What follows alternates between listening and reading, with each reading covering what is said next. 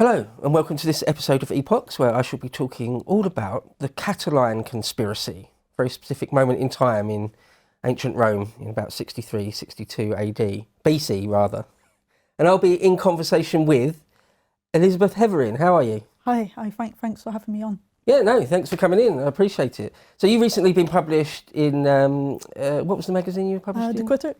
The Critic, yeah, with a very good article about the Gracchi brothers. Something I've written about myself.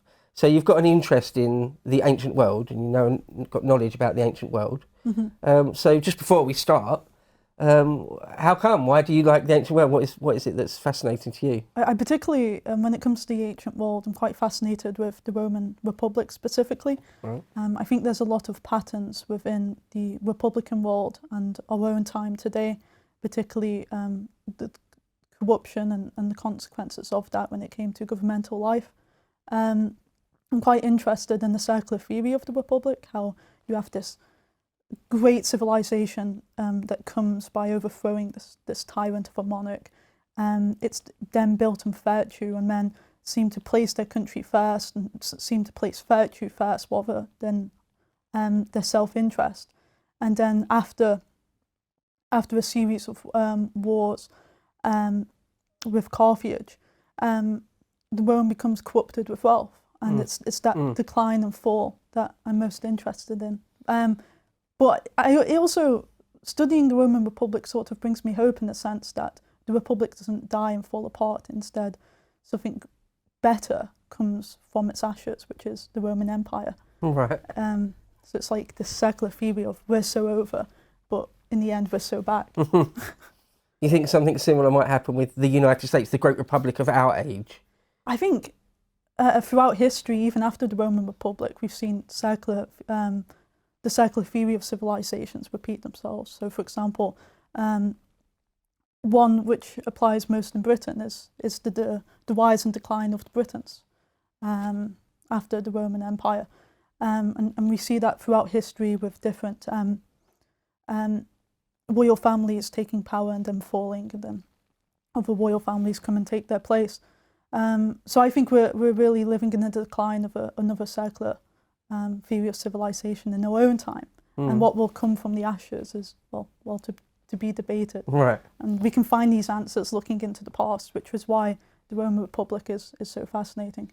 Right, yeah, that's an interesting point you point out there. I mean, we'll be talking all about Cicero, old Tully, in this episode, and he's someone who said exactly that. If you remain ignorant of your past, you're forever to remain a child and doomed to repeat the failures of the past if you're not aware of the pitfalls that we've already gone through. So another thing you mentioned there that is interesting, and will come up in our story, all about this concept of that your civilization is in decline, or that men are more degenerate, mankind is more degenerate and venal than they used to be. And that theme comes up in this, doesn't it? Yeah. Because even by the 60s BC in Rome, so, after Sulla, but before Julius Caesar. So just to put it in context real quick, Sulla dies in 78 BC, I think, and the events we're going to be talking about is 62 and 63 BC. So it's about 15 years after Sulla dies. But we're not really into the age of Julius Caesar yet. He's a very, very junior politician, isn't he? It's sort of the rise of Pompey. Pompey's sort of the main guy, right? One of the most powerful people in Rome at this moment. So yeah, the 60s BC. And even at that point, the Republic had this feeling, don't you think, of men used to be stronger and more virtuous and better in the past. Even just like 2 generations ago, we were better 2 generations ago, and now everyone's sleeping around and committing all sorts of crimes, and our whole civilization is going to pot. Yeah. Did you get that feeling reading the sources? Yeah, precisely. I think, for example, Sallust. That's right. He sort of talks about in the opening of his work on the Catiline conspiracy about when he enters public office, he's sort of tempted by all these vices because there's so much vice within the Senate and within those in power that he says in the end it makes him jealous of those who hold more power than him. And you sort of see that it's this great wealth that comes into Rome that corrupts people's character. No longer is it about what can I do for my country. It's more of what might a country do for me? And I think Solus puts it quite great when he says that men no longer make friends for merit. They instead only care for friendships if it's in their self-interest, and that's really what you see in the 60s BC. Yeah, no, absolutely. Yeah, that men used to have virtues and principles that they would stand on, come what may, and now everyone's just in the business of bribing their way into office and not doing the right thing when they get it. Yeah, so you mentioned Sallust then, so I'd like to say a quick few words right at the beginning, as I usually do, about the sources. So we're actually sort of got an embarrassment of riches in a way when it comes to the Catiline conspiracy. There's a reason why people who don't know their Roman history might not ever have heard of the Catiline conspiracy, but if you have and you know your Roman history, it's one of the highlights, right? It's one of the more famous events, and it's quite a small period of time we're talking about, like less than a year from start to finish, right? So it's a fairly tight focus here.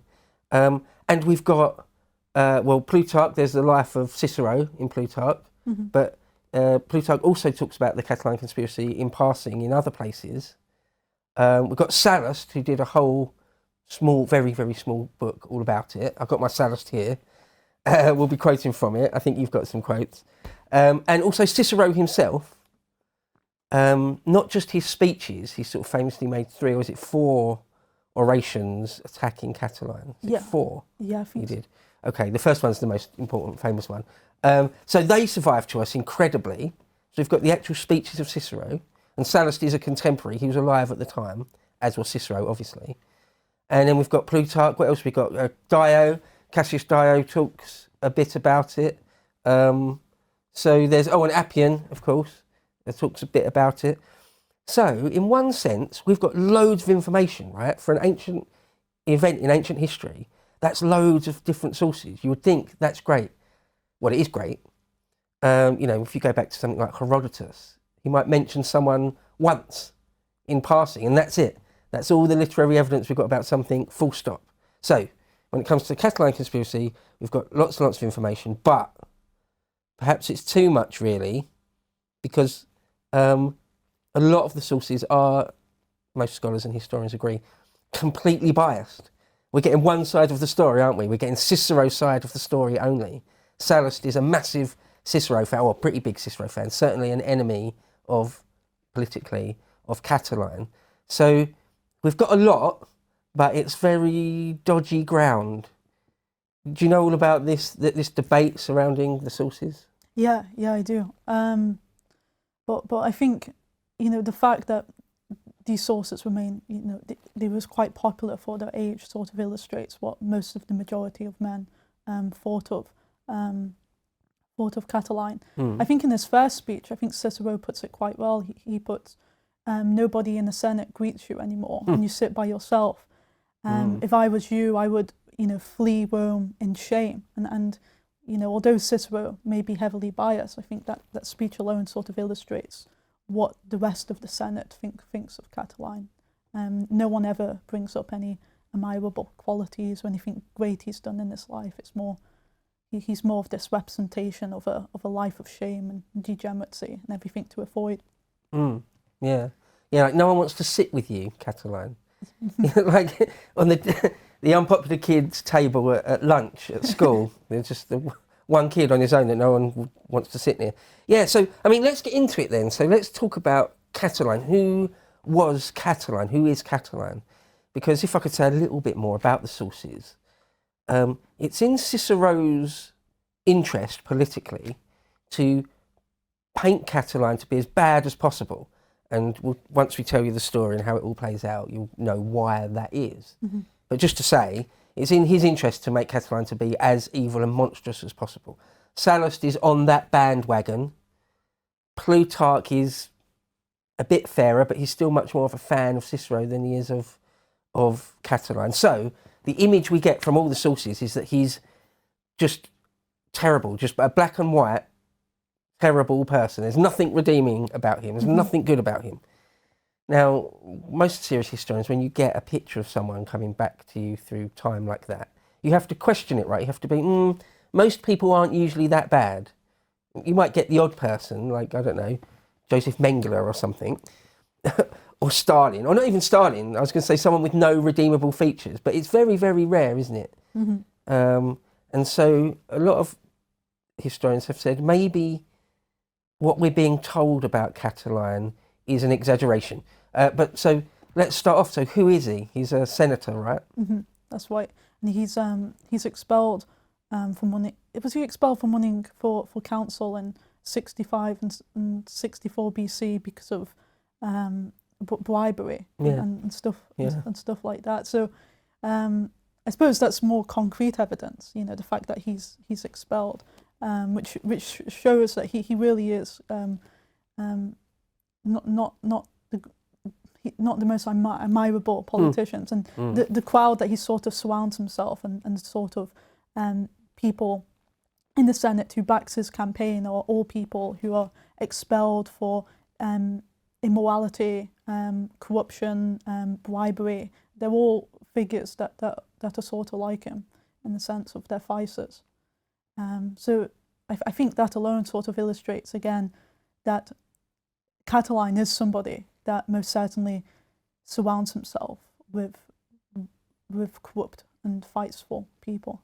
Yeah, we're told in all the sources that he keeps company with bad people. Yeah. Right, the worst of people, corrupt politicians. So again, what we're going to talk about, the conspiracy, Catiline's conspiracy. The events really take place in 63 and into 62 BC, and we count down because we're in BC, of course. But in the previous years, I think 66 and 65 BC, Catiline had tried to become consul and failed, had lost the election. So the things we have to get into there to sort of put meat on the bones for anyone who doesn't know is that Rome at this stage is fantastically corrupt. You could only really win these high offices like a praetor or an aedile or something, or the consulship, through loads of bribery. There's sort of no other way. It's there's different civilizations throughout history where it's normalised, where everyone knows it's corrupt and you're not supposed to be bribing people, but everyone's doing it. Everyone knows it's going on. You stand no chance if you don't do it. So it's still illegal, but it's normalised. Yeah, I think earlier in Cicero's career, there's a law that's wanting to be passed where they want to banish any politician who bribes from the Senate. And I think Cicero says, well, if you do that, half of us will just be gone. Yeah. So it's something that is extremely normalised to the point where no one really knows how to overcome the problem whatsoever. No, it's completely endemic by this point, where especially for the highest ones, the praetorships and the consulships, if you want to run for it, unless you happen to be fantastically rich in your own right, like someone like Crassus, unless you're that, which is at all times hardly anyone, right? Unless you're that, you will have to borrow loads of money in order to bribe your way into office. So, I mean, that's what Julius Caesar does. That's what all sorts of people do. And that's what Catiline had to have done. So everyone's doing it. It just depends whether you've got enough enemies that will try and prosecute you for it if you fail, right? So that's one of the foundational things to this story, is that Catiline has borrowed sort of insane sums of money in order to bribe his way into office, which he then failed to do. So then you're in a tough spot at that point. Julius Caesar, earlier in his career, when he was, after this, but still earlier in his career, he ran to be Pontifex Maximus, and he had to bribe his way into that office. And on the morning of the election, apparently he said to his mother as he left the house, if I lose this vote, you might not see me again. I'll be done. It means that I won't be able to repay my creditors. I'll be in fantastic amounts of debt and I won't have a chance of paying it back. So I'm either going to have to skip town or you might just find me dead in an alley. I need to win this. If I don't win the election, I'm screwed. So anyway, just to give you a flavour, that's what happens to Catiline. He runs for a couple of times, borrows fantastically to do it, fails, and now he owes people loads of money and he hasn't even got a high office to show for it. And his enemies, as you said, for those earlier runs in 65, 66 BC, they did put him on trial for corruption and bribery, right? But he just about got acquitted or got off. So what are your feelings on all of that? Yeah, I mean, exactly. You know, he's sort of, well, he's lost all these elections and he's gone completely bankrupt. He's from a falling aristocratic family that hasn't held consul for many years.